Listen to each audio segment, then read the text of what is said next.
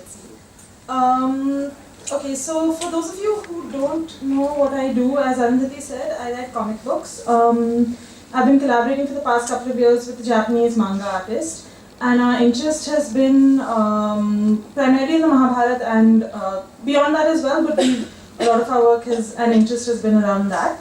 But I would like to begin today's talk slightly further away than some of you might expect. I'd like to begin today's talk by introducing you to the work of a 19th century Swiss schoolmaster called Rudolf Topfer, who's actually well, this is always debatable, but he's credited with making great strides in the comic book form. And now, the comic book form, as some of you might know, has come to be debated in academic circles, and this is something that would have really amused Topfer because he really referred to comics as silly stories and nothing beyond that. But the reason that I'm talking about him is that the development of comics has really gone hand in hand with developments in print technology. So the fact that in the 19th century in Europe it was possible to have an audience that was in hundreds of thousands really affected the comic book format, because it was possible to kind of fuse image and text into one visual narrative that could then go out to multiple people. So it's not like, and this really affects how we make comics as well, is that we can't really explain our work to anyone. The work has to exist by and of itself and then travel out to people. So this is something that is a really important part of the visual narrative of comics. And the reason I'm talking about this in such detail, and I'll link up with it later towards the end of the talk as well, is that every storytelling form will have its own visual language. And over the past year, we've been introduced to three new, well, they themselves are old, but they were new to us, three storytelling forms. And the way we kind of stumbled upon them has a lot to do with, as I mentioned earlier, our interest in the Mahabharata. We made a comic that kind of experimented with the narrative of the Mahabharata, and after that, once that was done, we started reading up a little more on it, and we realized that several scholars consider the Mahabharata not the work of the genius of one man, but really like the collective effort of a oral tradition of an entire subcontinent. So there is a fair amount of embellishment and elaboration that has kind of led to the Mahabharata being what we know it as today. Some of the theatres for this elaboration and embellishment have been visual storytelling traditions, and that's something that really piqued the interest of both me and Shohei, is because we could understand how to relate the Mahabharata in terms of image and word printed, but perhaps not image painted and word spoken. And that's how most of these forms deal with it. So when we first entered the project, which is in November of 2011 when I received the grant from the IFA. So when we first entered it, we thought, okay, let's try and understand the relationship between the oral and the visual, because that's not something we get to deal with very often. And when we began that, we realized that the traditions themselves have changed so much in the past. The past 2 generations, because with these forms you can't really say years, because they are oral traditions, so they rely primarily on memory. So in the past 2 generations, they've experienced a great deal of change, and that change has a lot to do with the relationship between the performance of the form and the painterly aspect of it. And that's something I wanted to really talk about in detail today, is that how these forms are kind of moving away from from the performative towards the painterly, because I don't know how many of you are familiar with them. I'm going to run through them as well, but you'll see as I go through them that they combine either spoken or sung word and a painted image in their own way. So the first one we looked into was leather puppetry from Karnataka. The second one we looked into was Bengali Patchitra, which is, I think, of traditional storytelling forms, perhaps the most famous. And the last one was Rajasthani Kawar. So you'll notice, and I'm sure this slide will also kind of illustrate how materially these are very different. So how is it that we can actually look at them and try and understand them on the same platform? Okay, so wait, perhaps I should tell you what the materials are. Kavar uses wood. Patachitra uses paper, which is often reinforced by cloth, but primarily a paper scroll. And leather puppetry uses translucent leather. So how can we discuss these forms that look so different, that in terms of geographically also they're very far removed, and language, everything is very different in each one of these. What is it that kind of binds them together and enables us to talk about them in terms of visual narrative? One is that they each tell stories from the epics and of local gods and goddesses, and even sometimes historical figures. So, like I said, our interest was the Mahabharata, and each of these tell stories from the Mahabharata, so that was one very important aspect. They also tell stories from the Ramayana and local gods and goddesses. When we reach the forms, and I'll tell you which ones tell what exactly. The occupation in each case is caste-based and hereditary. So each of these storytellers will inherit the occupation from their fathers as well as the knowledge. So their guru, so to speak, would be their father and other family members that are around them. The third is that they combine the oral and the visual. But in each case, the function of the oral and the visual with each other and the relationship is slightly different. The last one is that performances. The last one is that performances usually take place in rural villages, often very close to where the performers live themselves. So it's kind of like an extension of their community also in some ways. How did we seek this information? I just want to go into that briefly so that you guys have a sense of what we did. Most of our information is from conversations with artists themselves. So over the course of the past year, we kind of traveled to each of these locations, met people, etc., etc., etc. We also documented through video, drawing, and photography. So we kind of have something of an archive on each of these forms, which, of course, now one has to figure out what to do with. So, as I mentioned earlier, there's a general shift towards the painterly aspect, and in each case, where the artists have not been able to make this shift effectively is where they lose out on livelihood. And with that, I want to begin with the first form, which is a prime kind of example of this. It is leather puppetry from Karnataka, so those are two leather puppets. So leather puppetry from Karnataka, as you might have guessed, is basically a form that combines song, dialogue, and image to tell a story. Usually the stories that they tell are from the Mahabharata and the Ramayana. This is one of the few forms in which the Mahabharata and the Ramayana kind of dominate the storytelling.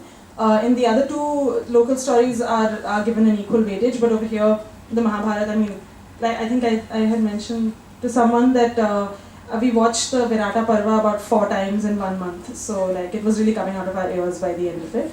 But yeah, okay. So the major shift in recent times, which has kind of precipitated a lot of the change, has been, at least according to what the artists have told us, is that has been in the composition of the puppets. Just very literally how the puppets are made and how they are, and the images that are painted on them. So I'm going to give you a sense of the material so you know what I'm talking about. That is the material that puppets are made out of. So it's basically goat skin. It used to be deer skin, but in the 70s the government banned the killing of deer, so now they make do with goat skin, and they stretch it out. There are different processes in different parts, but essentially you remove the hair of the goat, you stretch it out in the sun, and you let it dry. And ultimately what you get is something like that. We actually kind of made this leather, but of course what we made looks nothing like that and is pretty much not usable. Then what they do is they take these natural dyes and they paint on them to kind of create, you can see the painting process somewhat. You paint once on one side, once on the other, and then you kind of end up with that effect. So because the material is translucent, it's very effective for nighttime storytelling. It's usually lit up from the back, and it's pressed up against a thin cotton screen, and there's song and there's dialogue, and the puppets are moved against each other. So what is it that's really changed, and what can that tell us about how storytelling itself is changing? When you go to a puppeteer's house now, you will notice 2 distinctly different kinds of puppets. One would be what they will call the Jamkat Bavli, which are the older puppets, and the second will be the Haath Feru Thali Bavli, which are the newer puppets. So the older puppets are compositional. These are two examples of that. So this is, for example, a puppet of Hanuman, as I'm sure you've guessed, and that is Love of Love and Kush fame. The characteristic of these puppets, and you probably won't see many puppets like this, is that a lot of them have a very strong narrative element in the image itself. So these puppets will have just one stick that holds up the entire thing, and the movement of the puppet will be from left to right. So these puppets are designed such that you can understand a lot about the story from the image that's painted on them, which is very different from other puppets that you might see, which might be very decorative, might be very beautiful, but won't really tell you much about the story. So in this one, Hanuman is holding Ram's rings that he's taking to Ashok Vatika. So that is specifically used for that part of the story. So if you see this one, you will see it far more clearly. That's the Draupadi Vastrapaharana episode, and that is where Dushasana is pulling off her sari. So this is how they used to perform earlier. It was so specific that according to Gunduraj, whose picture you saw earlier, each performance of the Ramayana would have about 50 puppets for Ram himself, because there were so many scenes and each scene was so specific to weapons, to clothing, to what was going on, that they used to actually have puppets that was oriented towards each scene. What has these characteristics? Because you don't really see this in puppetry usually. Usually puppets would be one individual puppet of a character and it moves against another one, and the story is told through the action but not through the image. It's connected, according again to the artist that we met, is connected to a form in Maharashtra called Chitrakathi. And Chitrakathi, they say, it's basically they draw on paper and they have an entire pothi of multiple images composed in sequence, and the story is told orally, and they show the image and then they move on to the next one that's part of the sequence. The leather puppeteers of Karnataka, it's actually quite interesting. They are said to have travelled down in the 17th century approximately from Maharashtra to Karnataka and specialized in leather puppetry. But they say, or they believe themselves, that they have that their form is a cousin of Chitrakathi, and their people used to perform Chitrakathi in the day, and at night, because you need the lamp, they would perform with the puppets. So actually, I mean, that's their own story. These are what the new puppets look like. So these are the jointed puppets that as you can see, like this one arm has, I think about, in this case it has two, in some cases it even has three.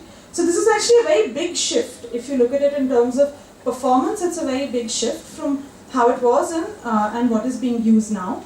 The biggest difference would be that the older style had one stick to hold up the entire puppet, whereas the newer style has 3 sticks for one puppet. Why is it that this shift has taken place? Because this puppetry form, as you'll see with a lot of the other ones as well, is at least 400 years old. So how is it that such a big shift has taken place in such an old form? And given the fact that these puppeteers and performers and storytellers in general, because there's such a strong community aspect to their work, the fact that there has been a shift in what their fathers did before is actually quite big. So Nagraj, who is that's him. That's a sketch by Shohei of him. He told us that it is, and a lot of other puppeteers agreed with this, is that they need to compete with television, because television is a highly animated medium.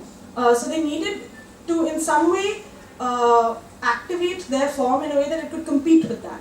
And that is why they introduced the multiple joints, so that they could move the arms and the legs as well.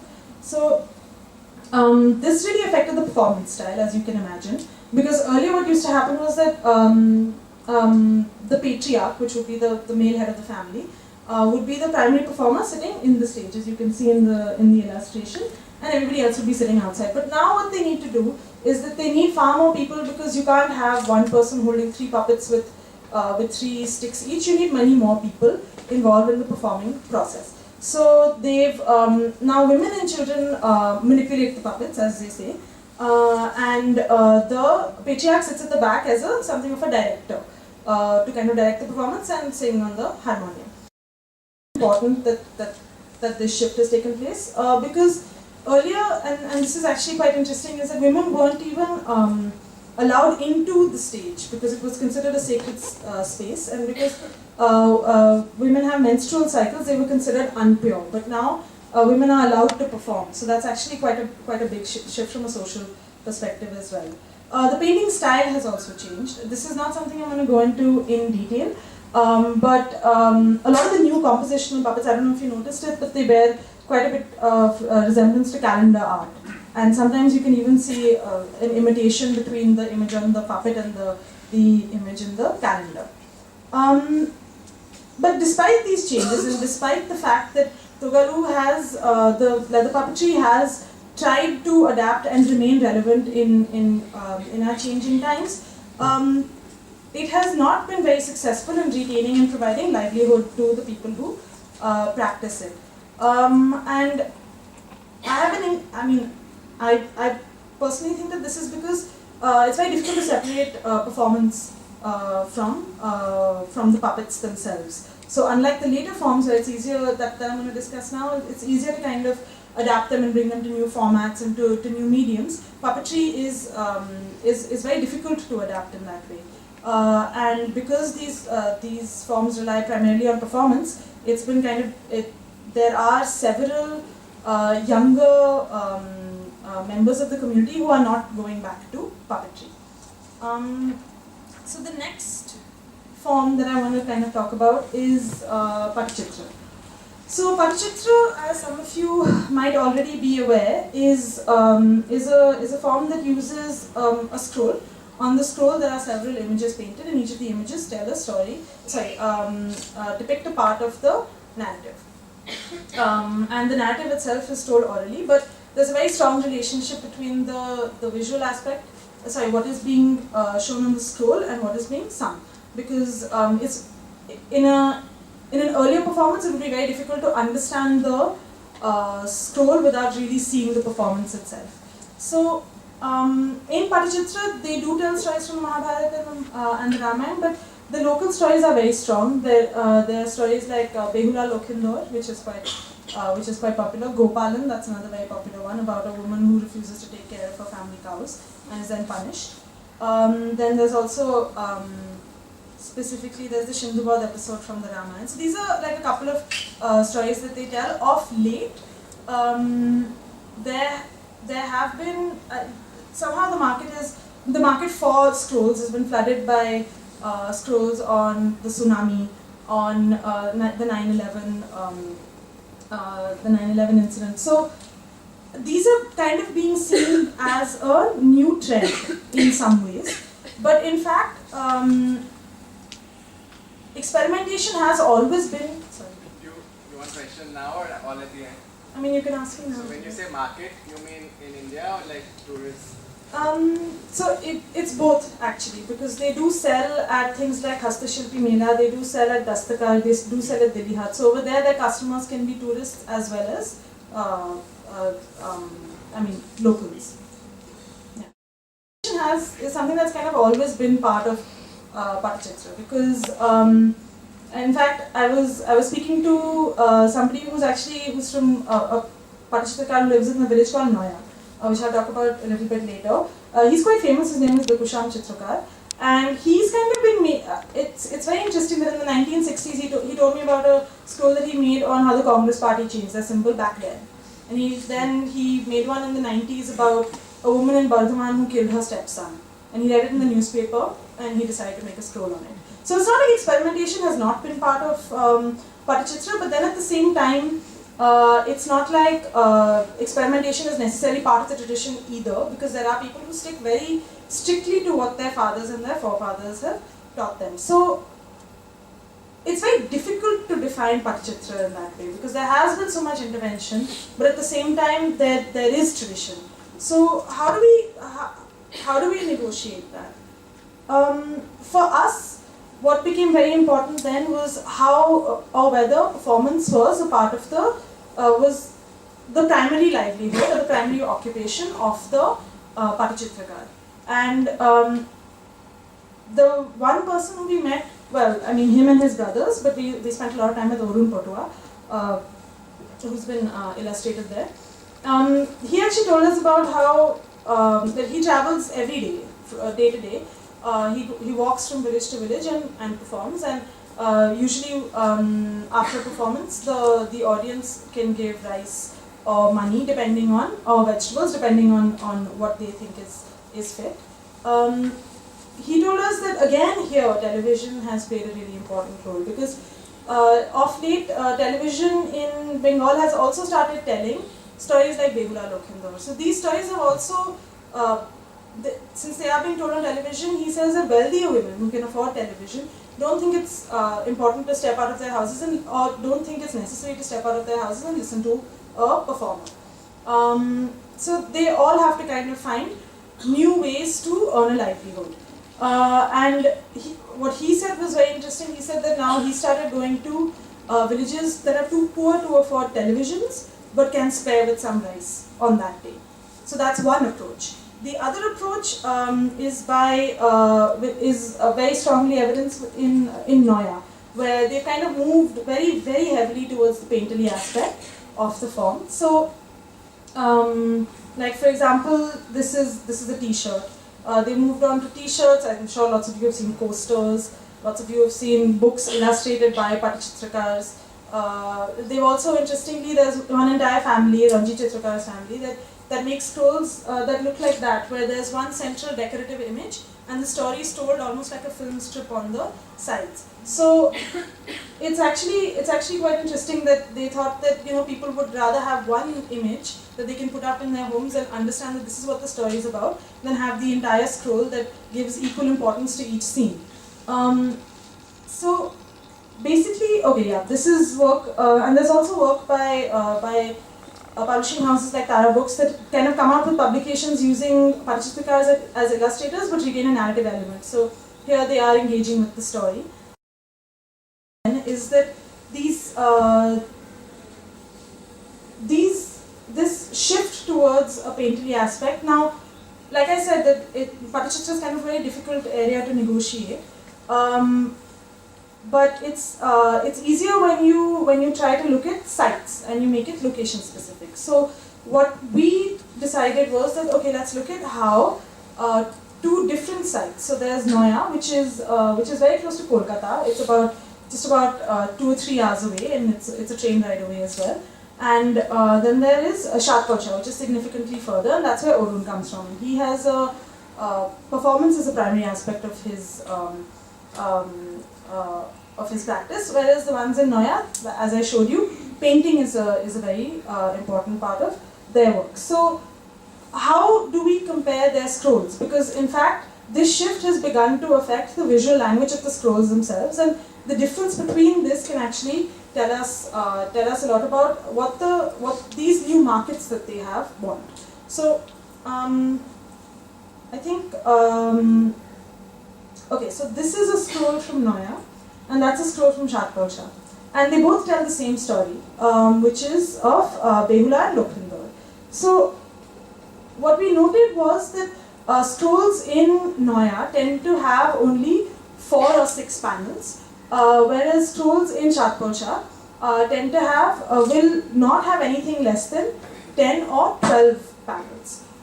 So this is very interesting because it means that, at least for us, it means that clearly the market that they're supplying does not want anything much longer than that, is more concerned with the decorative aspect of the scrolls. So when we spoke to Moina Chitrakar, who lives in Noya, she told us that the smaller ones are easier to sell. The bigger ones kind of attract attention from people, whereas the smaller ones are significantly easier to sell because you can take it home and you can put it up, and it's in that way it fulfills a slightly different function from what it did earlier. The other aspect we noticed in terms of a shift in the visual language is that, and I'm sure you can see this yourself, is that artists in Noya were really, really uncomfortable with leaving blank space in their scrolls. They thought they were like, why would you do it? And whereas the ones in Shatkocha are very they seemed okay with it because their scrolls were more oriented towards action than they were towards decoration. so the action had to relate to what they were singing about. Whereas for the artists in Noya, it had to be something that, but there's very clearly an economy of space that's working over here in terms of the scroll itself. So they would, because we did some practical sessions with them, and we were like, okay, just tell us what you do, how do you do it, because we were trying to understand the logic. And they said, no, you should fill it up. And even if there was a blank spot, they would tell us to make a small little white star there, fill it up like that. So there was that aspect of it as well. They also tend to be more decorative, experimental with their borders, which you can see. So traditional border is usually flowers. Almost always, varying flowers. The flowers themselves change, but the fact that it is flowers usually never changes, and this is something you'll see even if you go to like a museum or something. Whereas now what's happening is that they're experimenting a lot with the borders itself. So, for example, this is a story to do with a woman who takes her dead husband down a river. So the borders it has fish.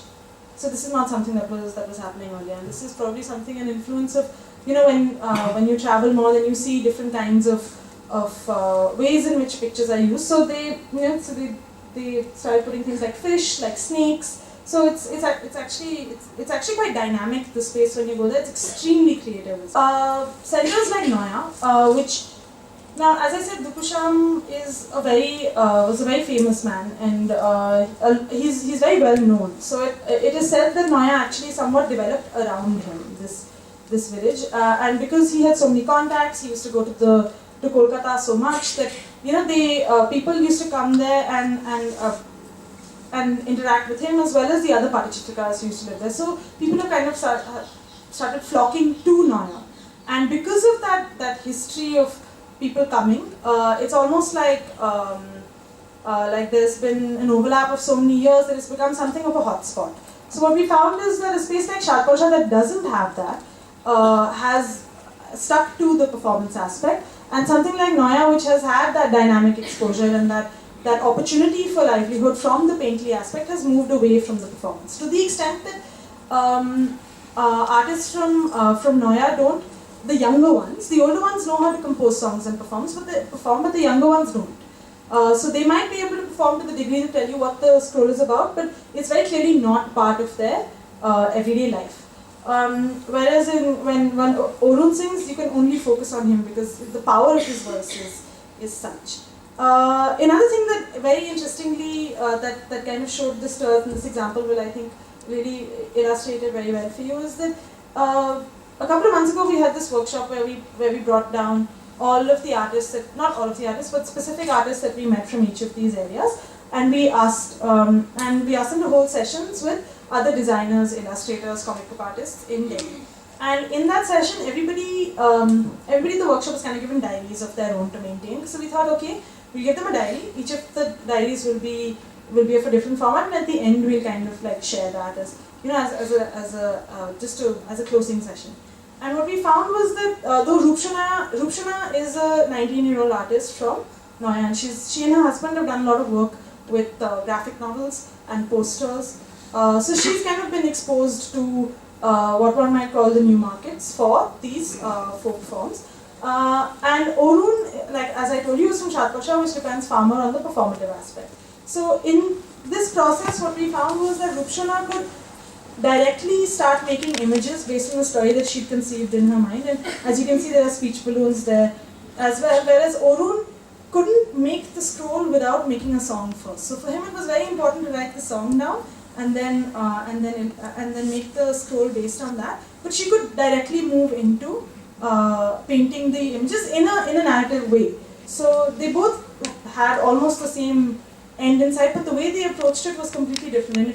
And if you look at it in terms of tradition and community, most often you won't find such a huge difference. You'll find subtle differences, but not such a huge difference. That's a very important characteristic of Patachitra itself.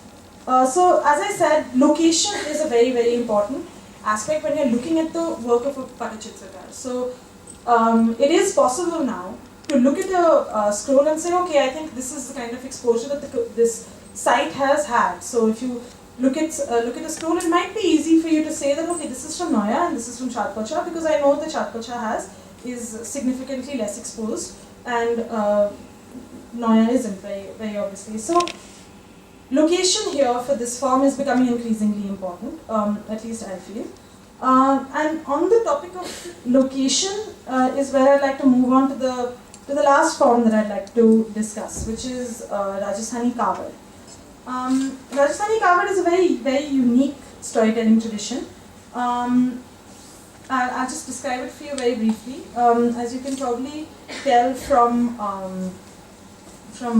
the image itself, it's a wooden temple, a small, usually traditionally 1.5 feet tall wooden temple on which images are painted, and then the storyteller will chant the stories that are painted on the temple. So there'll usually be, like as you can see, it's divided into panels itself, and there'll usually be one panel that kind of represents the entire story. So unlike Patichitra, which will divide it action, well, not action by action, but there'll be specific actions that tie into the song. Here the chanting is the oral aspect, and there'll be one image that he refers to, so he'll point towards that.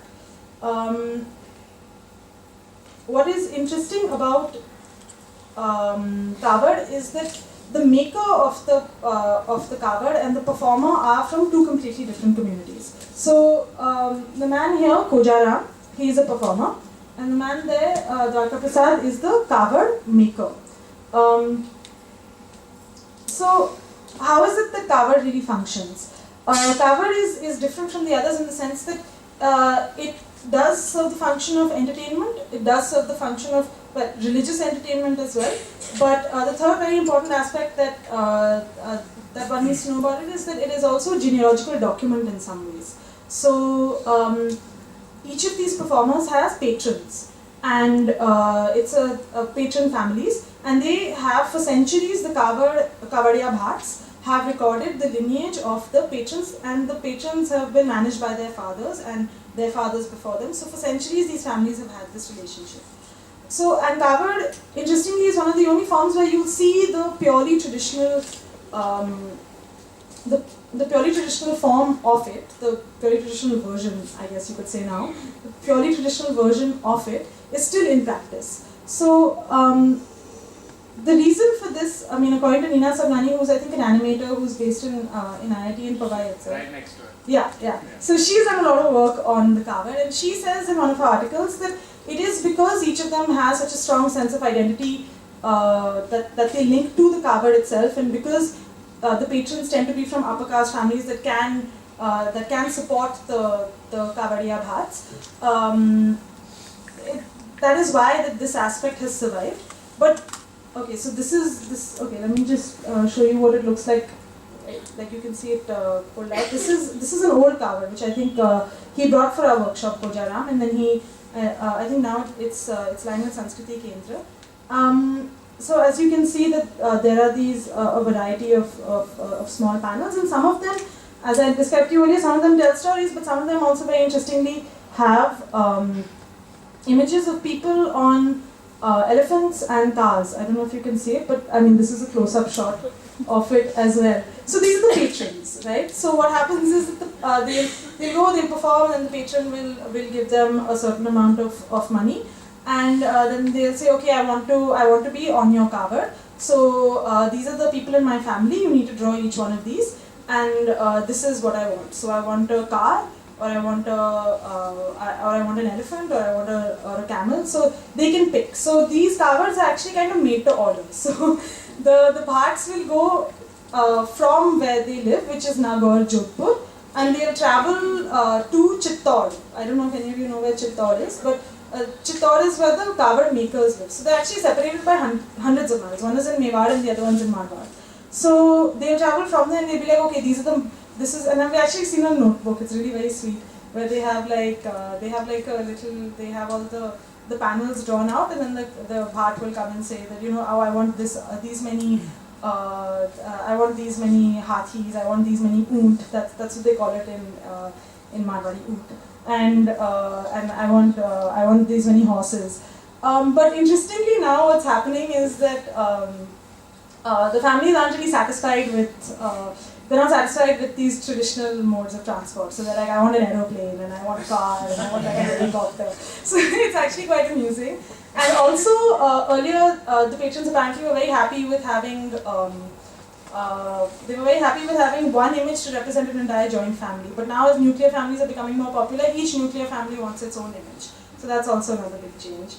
So where is really the experimentation, apart from the helicopters and the cars, where is the experimentation with Kavod actually taking place? Kavod is, I mean, I'm sure lots of you have seen it. And I'm sure you've seen teeny tiny versions that have now become souvenirs and a really important part of the Rajasthan tourism industry, to the extent that there's a museum in Udaipur that has had a 7-foot Kavod made, because people have so much started associating the Kavod with Rajasthan that they wanted to be representative to some degree.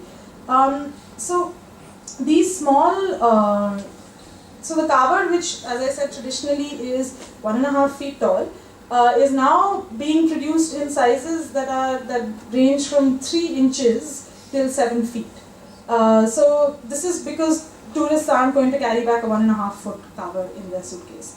Many of them have to travel very far, many of them have to go to different countries, so they try to make kind of like a travel-friendly version of the Kavod. This is almost quite literally the words that he used. And it's so popular that one of the artists told us that he makes 600 of them in a year. And this is intensive. Like, you need to like take the wood, you need to cut the wood, you need to like you need to treat it, and then it's a really complicated process. So the fact that one of him is making 600 in a year is actually quite something, and tells you what the kind of demand for the Kavod is. So that is an example of a teeny tiny 3-inch Kavod. So that's really small. Like, that would be as big as your hand. But interestingly, now what is happening is that there is also new content that's coming forward. So whereas in other forms, the Patachitrakars are the performer and the painter at the same time, and the storyteller, and you can see a very clear link between the creativity and the ingenuity. Over here, what's happening is that the Kavod maker and the performer are different. So the new content is actually coming from the maker, and not who you traditionally associate with the storyteller. So it's actually pretty amazing, because Dwarka Prasad is making new content, but when you hear Kojaram perform, he's the actual performer. But this new content will never go to Kojaram, because his patrons have no need for this new content. This new content is for tourists. It is for even the government, who's been commissioning work on Mahatma Gandhi. I think IGNC wanted one, something like that. And so it's like they have this age-old relationship that's completely changing now, because the performers only want their traditional Kavads, and these guys have found a new market for their Kavads. So this we found very interesting, because the traditional Kavad, as I showed you, has one small panel to depict one story. So if it's a story of Mirabai, it'll be one image of Mirabai, and then he'll chant for maybe an hour based on that one panel. But these new ones, because they have no relationship with the actual performer and have to kind of tell the story themselves, which kind of somewhat links back to what I said in the beginning about print technology, is that now what you see is one. Okay, I don't know why I'm pointing at this computer screen. Sorry, I realized I've been doing this. So this entire panel, so this entire block, which otherwise would have been divided into nine sections, now an entire one block is being used for one panel, and the story kind of unfolds across the entire Kavod, as opposed to having one image for one story. So there's a lot of diversity in how the images are being used by the makers themselves now. So as I said, the adaptations in the Kavod are the new sizes. So earlier they used to only use red and yellow. Now they use blue, green, whatever suits your fancy. Then there's the new content, which ranges as widely from Meena Ki Kahani, which I think is something commissioned by UNESCO, to Mahatma Gandhi, to Panchatantra, to the story of Jesus. And a lot of these stories they pick up from locally published books, and then they look at the images and they copy those images as well. So they borrow the visual style in some cases where they're very skilled. Right, so as I mentioned, relationship between these two communities is really changing now. And in terms of an overall trend, and this kind of brings me to the end of what I want to say about these forms, is that there has been, as I hope I have adequately demonstrated, a shift from a performance-based tradition to the painterly tradition, and a dependence on markets that do support these. And as I said, in the case where they have not been able to make this shift, a lot of the artists are leaving the tradition. So with Togolu Gombeata, you hear of a lot of cases where, at least, and this happened even in the 90s as well, they would throw their puppets into the river because it wasn't considered auspicious to keep puppets in a home where you're not performing there. And it wasn't, they weren't getting performances either, or they weren't making enough money from the performances. So they would in fact throw their puppets away, and this is some kind of a trend that's continued. So even a master performer like Gundaraj, his own children aren't going to carry the tradition forward, and why should they? Because there's no money to be made from it. But simultaneously, the market is also changing, and the ones that can adapt are making new content. So that in a way is quite exciting, because to the extent that Shumon Chitrakar, who is Rupshana, who I mentioned earlier, Rupshana's husband, is making a comic book scroll. Now a lot of the ways that like even other publishing houses have dealt with them is with the Pachitrakars, is that they've got them to draw it out and they've digitally inserted a lot of things. But now they're becoming so quick with the visual language, and they've been exposed to so many different kinds of visual languages that they've started drawing in the scrolls, balloons and panels into the scroll as well. So they are becoming comic book artists as well. So that is one big major shift. We can just say that IFA has an incredible magazine that they send only to subscribers or to members, but they very generously said that they're going to get 3 copies to really intelligent questions. So no pressure or anything, but if you have questions, then you're going to get an amazing, not one, and then not more. And we at the India Culture Lab have DVDs of some amazing talks, and since this was about design and visual storytelling, we had a talk by Kenya Hara of Muji, who's one of the world's greatest living designers, and we have 2 amazing DVDs of those. But since these 3 magazines are going to intelligent questions, I'm going to give those 2 DVDs to the stupidest questions. So the point is, feel free to ask questions. Whether they're intelligent or stupid, you'll get something. You want to ask something? I didn't want to interrupt her. Yes, but ask a question. I didn't want to interrupt her while she was talking, but one was the colors that were used for painting the leather. Yeah. What would they be? That was one. The other thing was you focused on 3 areas, but like when I thought it was Rajasthan, especially the cover, I thought there would be puppets wherein there was a wooden head and the clothes and nothing like that. No accessories used as well. No, that's a different form of story. So these are 3 areas which you have focused on. Yes. And maybe influences maybe from Southeast Asia, like say Indonesia, like they also have leather, like you have these fans which you get from Bali and things like that. I found that very similar, and also in terms of content. Like even they have mythological figures. Now from the south, from Karnataka as well as from Bengal, I noticed it was more the religious Mahabharata, the myths and all, and maybe marketing and other tourist pressures have changed the entire content, say in Rajasthan. Okay, one sec before that. This is not yours. Is not a Mac. Yeah. This is a Mac to that converter. Oh gosh. Okay, we can't see the video. But Sorry. yeah, sorry. How would these people market? That's a difficult. How would these people get their audiences, say in Karnataka or say in Satpursa or whatever? How would they get their audiences to come? Would it be a festival? Would it be Mahashivratri? I didn't go into that in detail, but in Karnataka it's actually quite interesting is that they have a territory system, each of them. So this was probably put together a very long time ago, so nobody really knows how. There's a researcher called S.A. Krishnaiah, who's done quite a bit of work on this. He lives in Udupi.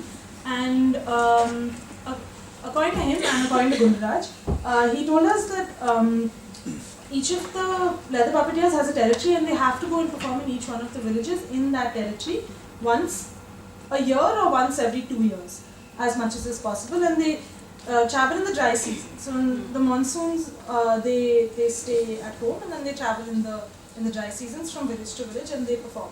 So you would inherit, in the case of Togulu Gombeta, you would inherit villages from your forefathers, and say if you were an only child, you'd inherit all of them. If you were, if you had siblings, then it would be divided, which of course leads to a lot of problems. And would there be women also in the audience?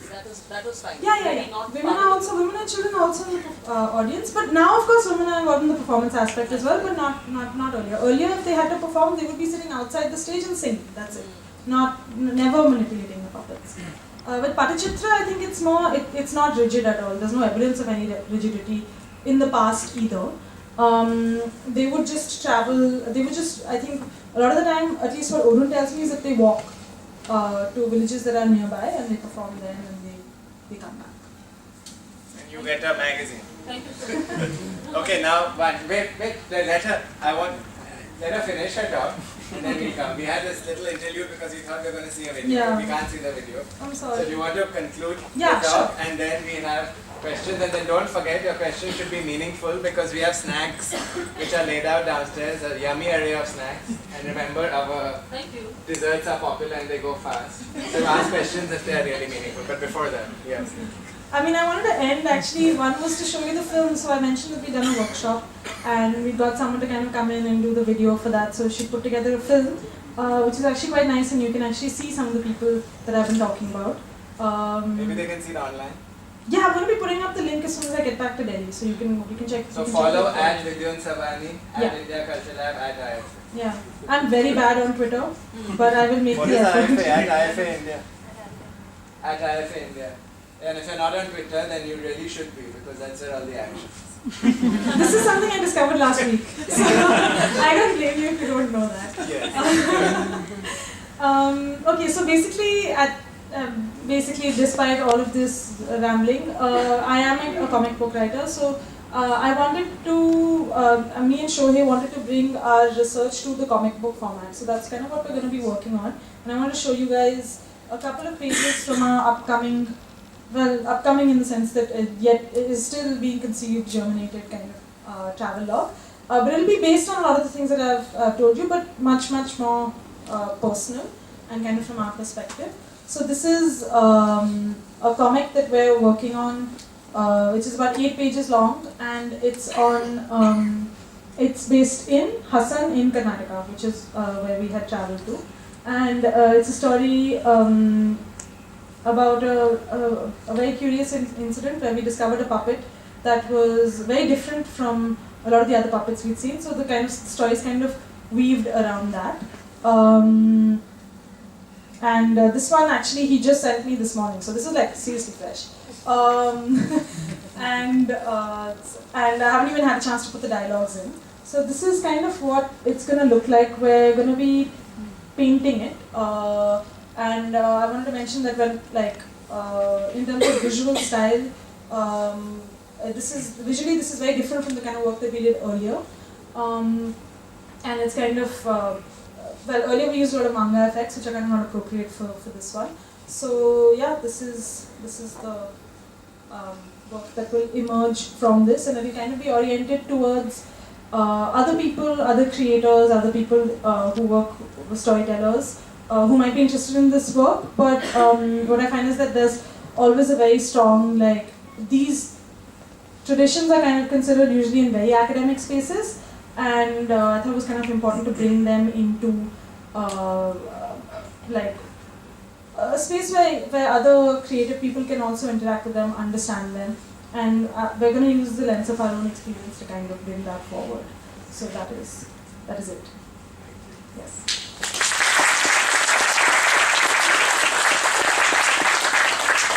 Thanks, Vijay, and thanks IFA for supporting work like this because it's absolutely incredible.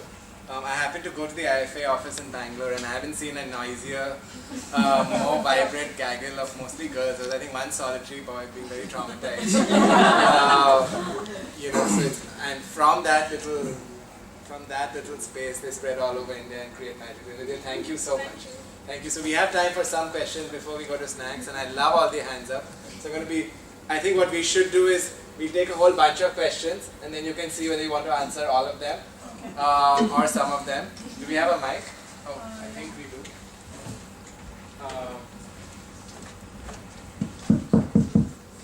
Remember, snacks downstairs.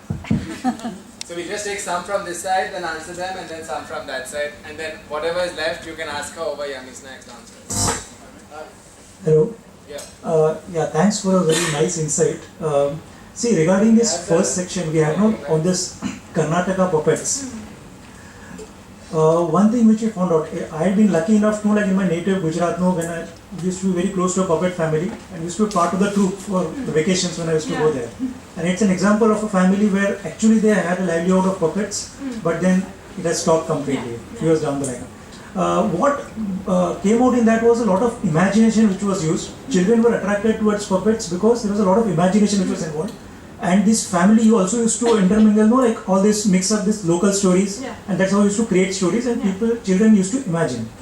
The question now which I wanted to put to you is now, in today's era, when there's so much of television and everything, the imagination is now slowly going out.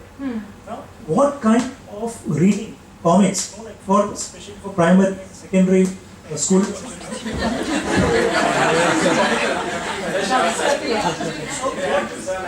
What kind of reading would you recommend so that that imagination is taken care of and they're able to still be attracted towards the comics part of it, because still at least some part of imagination is still in there when a person reads comics, which is completely lost, or when a person reads storybooks, which is completely lost, like when they go towards the visual media like television or whatever else.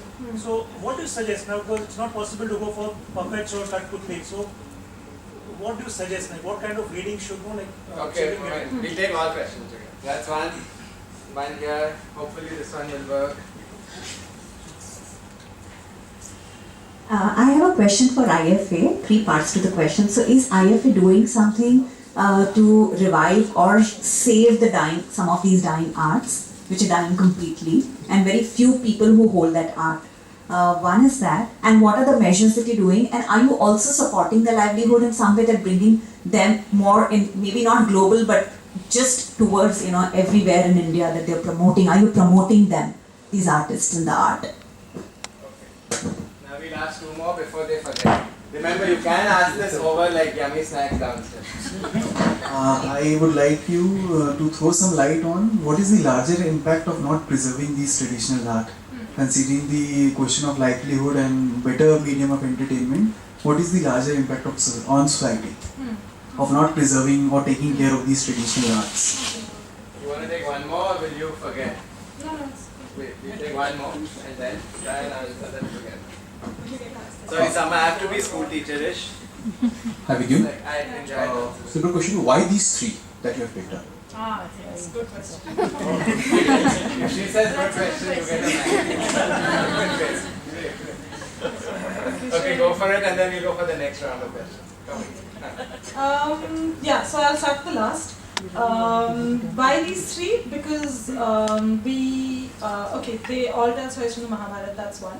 But the other aspect, and the one that was most exciting for us, is that materially they're very different. So for people who work primarily with print, and of course now digitally, it's very difficult to kind of get an opportunity to interact with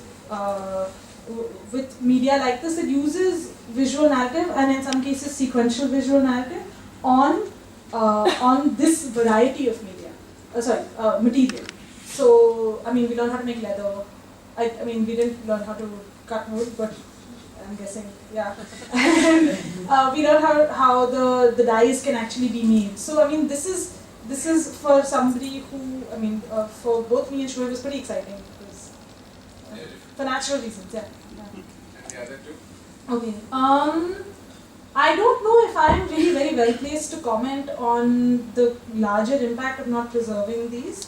And also, I mean, preserving these is I mean, I find it to be a very, it's a difficult area because it has to respond to a market. It can't survive on say even dole from the government or NGOs or something like that. So it has to adapt.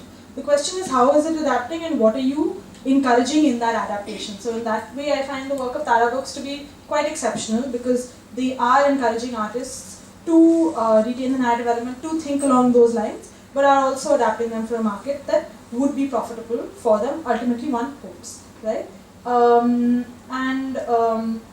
But not preserving them, I feel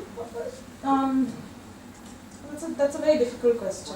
Could be like he answered the imagination and the creativity part for the Hmm. generation. Yeah. It's lost. Yeah. Television is more about like commercialization. That's a bit of a generalization. I like it. I like TV. I like TV. So I mean, yeah, that's there. But the problem here is, I think, is really that you lose the performance. That's the one thing that really that I find to be very sad, is that you can't really watch a performance, and you can't really find these performers of the level of quality that there used to be. That I find is really sad. Imagination, creativity. Okay, that I don't know how. I'm really sorry, but like, huh, yeah. And then we are coming. You asked one already. I have to give others, and then we will come. Otherwise, over snacks. Yeah, I think I'll take off from there because I think it's related, the question of preservation. I think often what we see art is as a separate thing. I think every art form requires a context within which it grows and is constantly transforming and changing. You cannot expect life to change and art not to. Because then what will happen is you'll have in India various museums which will mummify these forms and keep. And IFA very strongly does not believe in that kind of mummification.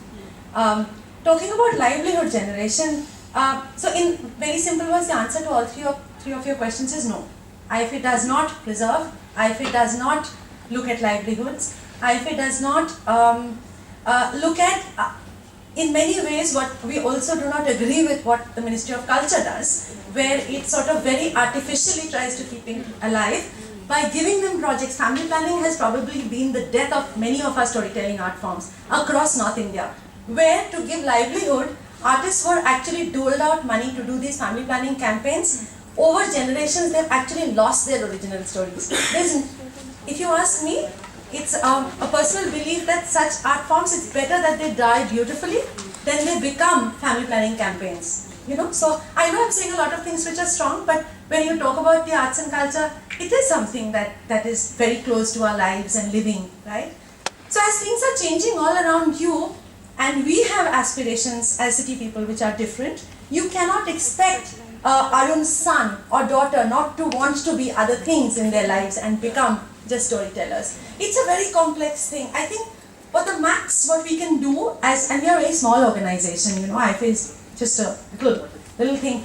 We like to observe, we like to record, and we don't do it. We facilitate passionate people like Vidyun, who is a practicing young artist in Delhi, to make these journeys, see, observe, and see what comes out of it. We don't know what will come out of it, actually. We are as much as in the dark. And then share, and it becomes other things. In your mind to do something for livelihoods, all for it, no? Yeah, I mean, absolutely. yeah. Absolutely.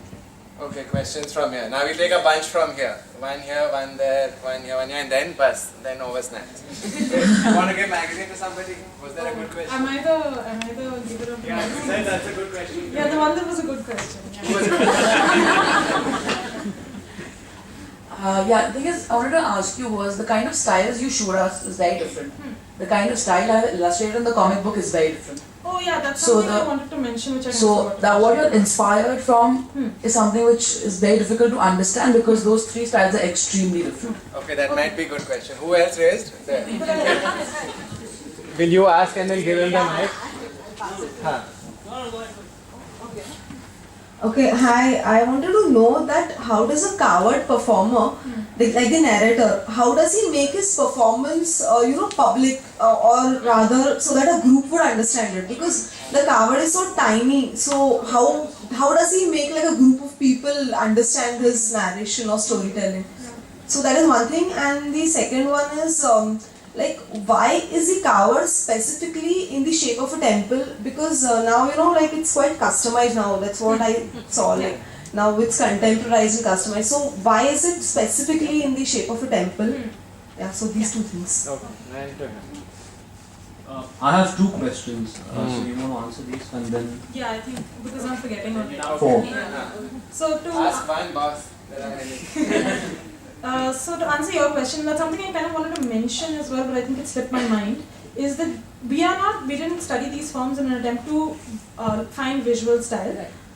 Because as Arundhati mentioned, these styles are and these forms are very tied into ideas of community, and there are a lot of community and livelihood. So the visual style itself for an artist of one of these traditions would be connected to memories of his family, of his father, as well as of basically his bread and butter. So if you borrow from them, there's something very unethical about that. So what we are borrowing is nothing. But it's the content really that is inspired by this research process. And also to a certain extent, I feel, I mean, again, like me and Arundhati were talking about this, perhaps there will be something about these forms themselves that will affect our work. Because, I mean, I found that already our work is trying to breathe a little more. It's not really that, earlier our style was very fast and very like, now it's not really that. So maybe like subconsciously those effects will happen, but we are not trying to borrow consciously. So that's your original style which you're yeah. work with. Yeah. This That is was like a good answer. I'm going to give you a DVD for that. That's a very good answer. Huh? Beautiful. Very good. Now, hers. Her second question. I'll ask again. I know, Baba. Food is ending. Ask me. Okay, my questions were that how does the coward narrator make his performance a group performance, because it's so tiny. So how does he narrate it to a group? I really wish I could show you the video. Because it's not really group as in, it's not going to be like I mean they could do it like this as well, but usually like when I don't think it would be more than 5 or 6 people at a time who would view a performance. In the case of Patachitra, sometimes they do group performances, so a bunch of Patachitrakas will perform together. So do they huddle together like for coward? No. That in Kavod it's not like that. In Patachitra there will be a number of performers who stand and sing together in they'll kind of harmonize and they'll sing for you. But in the case of Kavod it's usually one performer and it's chanting, so it's not performance in that way.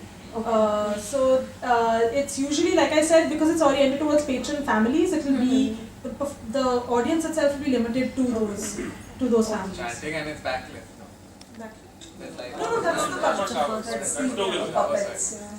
Yeah, and the second one was that why is it specifically in the shape of a temple, since the stories have changed now? So no, I think they've retained that because that's how people recognize the Kavod, correct? It's become like a brand in itself. But now, interestingly, I saw one new piece by Dwarka Prasad, which was shaped in a swastika, because he felt that this would also sell. So it's wooden and it's the same visual. I mean, it's still like visually it's similar to what he did earlier, but the shape of it is changed. So I think they are branching out a little more. Though I don't know how successful, because for all the time I've known him, he hasn't been able to sell it. So. because they were earlier dealing with gods, so Yeah. So basically, what happens when you reach it's a folding temple, right? So when you reach the central part, there's Ram, Lakshman, and Sita.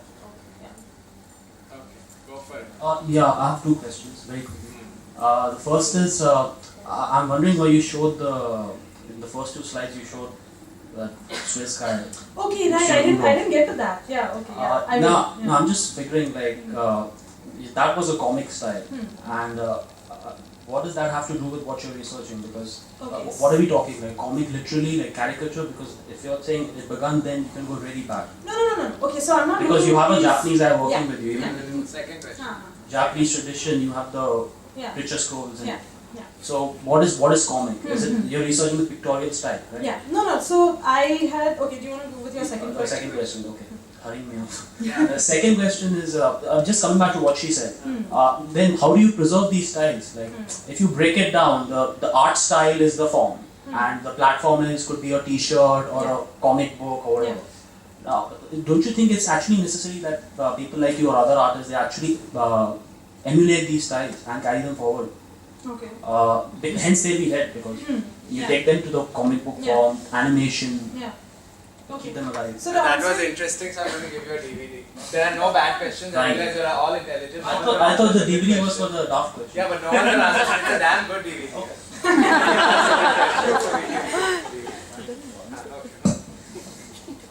Go for it. Okay, so to answer your first question, I was supposed to wrap up with this, but I think I got ahead of myself. No, I think it was the video confusion that confused me. So the reason I mentioned that in the beginning is that now comics are being adapted to iPads, smartphones, not iPods, iPads, smartphones. It's being put up online. So the language of comics itself is going to undergo a change. So I wanted to begin with how the language of comics began and how the language of comics itself is changing. So that's also to a certain extent why both me and Shohra are kind of passionate about the changes in these traditional forms, is because we see change in our form as well, and I sometimes don't know how to come to terms with it. Because we put one of our comics up online and we found that it really wasn't, like, it's not the same as having an actual comic. So that change, when we saw it from Topfer till, like, which is now, and now that the form that he was working to develop, and now the form that we're working in, and that form itself is changing because publishing itself is changing, so we don't know where our form is also going to go. So that's why we're interested in the traditional form. So there's no real connection between them because I don't see these traditional forms as a prehistory of comics at all. I mean, the kind of market that they occupy is completely different, but the connection... What are you deriving from this? So the connection is between these traditional forms and for us,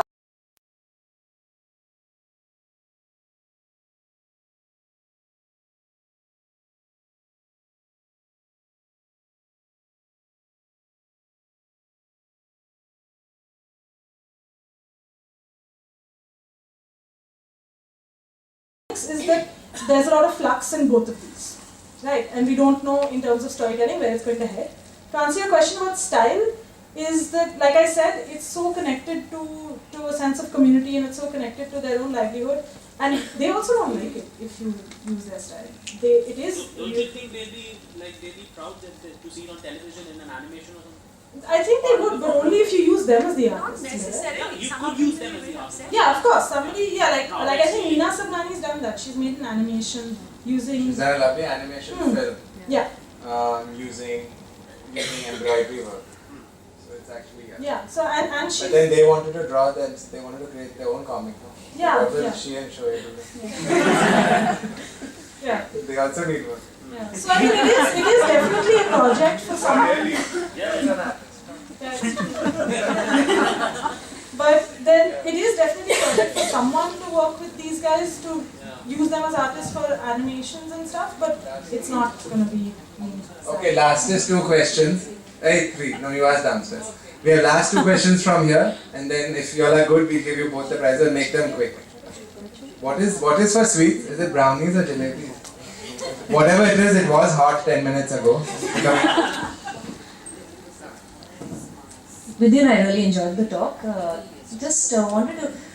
The one thing that was common in all 3 were the art forms combine the visual as well as the performance element. Now I understand as a comic book artist, you would focus on the visual elements and what you could draw from it. Yeah. But in the larger picture, is there any lesson being learned from that, and any attempts to marry visual and performance? Because other than cinema, I can't think of any other popular art form today that combines these two. It's either visual elements, which is comic books and paintings and things like that, or performances separately. Yeah. So. I mean, interestingly, iPads are doing that now. You have a number of visual stories on iPads. So I mean, that's one place that you can do it. And in fact, even Shoy and I were talking once about how it would be really cool if you could record the voice of a Patachitrakar and get him to draw the images and put it together in a performance for an iPad. So yeah, that is definitely an option that is now available. So like I said, storytelling is changing. Last is, it cannot be meaningful and What I was interested to know is what inspired the start of this journey, and then how long has it been when you actually spent time with these artists, visited them, studied them? I mean, and how did you go about it? I'm sure you made visits to several of these places, and then you said you had a workshop and all. There's something about how you kind of went through the entire journey from the start, and how long it took, what exactly you. time for fieldwork. Yeah, so we started our fieldwork in November of 2011. Actually, we didn't start the fieldwork then, but so what we did was we would travel for like a month and a half at a time, go and spend time with the artists, and then come back. So we spent a lot of time reading beforehand. So there's a lot of work in academic spaces on these. So there's a lot of reading that you can do beforehand. And in each case, and this is very interesting because it shows you kind of the nexus between, the overlap between business and research in some ways, is that in some cases, some forms had much more information on them and others didn't. So like Patachitra has so much work on it, but and at the same time, again, it is the one that has the most business that's coming to it. But anyway, that's a different point. So we read up beforehand. And then our fieldwork was usually like a month and a half at a time, and we did it for about, we did 3 sets of that, one for each form, and we did it over the course of a year, and at the end of the year we had the workshop. So any other further questions we had when the artists came to Delhi, we kind of clarified those. And it's actually ongoing because whenever they come to Delhi, we meet them, and actually because they come to Delhi quite a bit because there are a lot of like markets and stuff there, like Delhi Haat and Dastakar and stuff. So there we kind of refreshed our questions and the answers. Yeah. So we have one more. We have one last final. So in terms of narrative style, the narrative It's the progress. funny mind. Just shout. It's the comic mind. Yeah. In terms of narrative structure, it was fascinating to see how the cowards have adapted to a form which is minus the performer, right? Yeah. For example, the images depicted in the panels, they get more linear, more detailed, explaining a shorter story. So how does that apply to the rest of the two mediums? I wasn't very clear. You mean like the narrative structure and the depiction of the image? Okay, like what I can say, like I can give you an example for Patachitra, is that if you compare again Noya and Chatpal, which is the two sites that I mentioned, Noya is the one which has much more exposure to markets and tends to make scrolls for sale. So what I found very interestingly is that they don't repeat location. So if there's a location where the action might be different and might relate to the song, but because, again, like I said, there's an economy of space that works with the scroll now, they don't repeat locations because it looks like a waste of space. So that is one big shift that's really happened. I mean, does that answer in terms your of question? the depiction of the image itself? Right. For example, I mean, you showed it, right? In the cowards, they're going into more and more details to explain a shorter story. Does it affect the Patachitras as well in terms of the newer stories that they're working on? Yeah, and in some cases it does. The ones who are working with newer stories, like the Tsunami Scroll, it's one panel and the entire story is in that panel. So the entire scroll is one panel, and instead of there being panels to divide actions, because the song is mostly on the tsunami, so it's to do with pathos, right? So it's to do with sadness. So there's no real action that happens. So they use the entire scroll is one panel, and then they'll move your eye from one scene of loss to another scene of loss to so it's a bit like that. But otherwise, but again, it depends on where you go. So with Orun, I think he and his brothers get commissioned to do a lot of work but some work for the government. But over there, they use a similar style to, visually they break up the images similarly to what they did earlier. So it depends on where you are, like I said. And the speech bubbles within the Patachitras, do they have written stuff over that as well? See, they usually like that work he did. I think there was a one-off work that he did for the Azim Premji Foundation in Bangalore. So they commissioned that work on Savitribai Phule, and he had made that for them. So that will be published as a book. And I think the text will be put in by someone else. They explained the text to him. He made it in a comic book format.